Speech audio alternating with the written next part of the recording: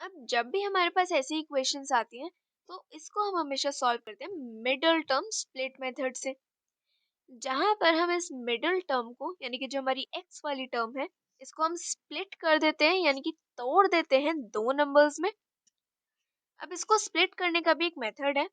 यहाँ पर हमको दो नंबर्स चाहिए होते हैं जिसका सम हमारा आए -5 के इक्वल, यानी कि जो x के साथ हमारी टर्म लिखी हुई है वो, और प्रोडक्ट हमारा आए ये जो कांस्टेंट टर्म है यानी कि -24 इंटू एक्स स्क्वायर के साथ जो टर्म है यहाँ पर 1 है इंटू 1 इसके इक्वल, यानी कि -24 इंटू 1 इक्वल -24। अब हमको यहाँ पे दो नंबर्स चाहिए जिसका प्रोडक्ट -24 आए यानी कि नेगेटिव आए।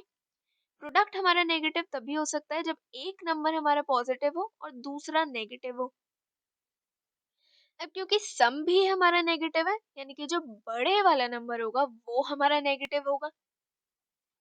अब दो नंबर्स का प्रोडक्ट 24 चाहिए, तो 24 वन जा भी 24 होता है, 12 टू जा भी 24 होता है, 6 फोर जा भी 24 होता है, और 8 थ्री जा भी 24 होता है। अब क्योंकि -24 के लिए बड़े वाला नंबर हमको नेगेटिव चाहिए तो इसके आगे हम माइनस साइन लगा देंगे। अब सम हमको चाहिए -5 के इक्वल, तो हम सम की बात करते हैं। इसको हम सॉल्व करेंगे यानी कि -24 प्लस 1 करेंगे तो आएगा -23, -12 प्लस 2 करेंगे तो आएगा -10, -6 प्लस 4 यानी कि -2, और -8 प्लस 3 यानी कि -5 के इक्वल। अब क्योंकि सम हमको -5 ही चाहिए तो दो नंबर्स हमारे आ जाएंगे -8 और 3। इसको हम नोट कर लेते हैं।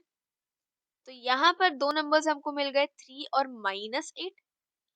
तो यानी कि हम अपनी मिडिल टर्म यानी कि -5x को इन दोनों के फॉर्म में लिख सकते हैं। तो ये हो जाएगा 3x -8x, यानी कि हमारी इक्वेशन बन जाएगी इसके इक्वल।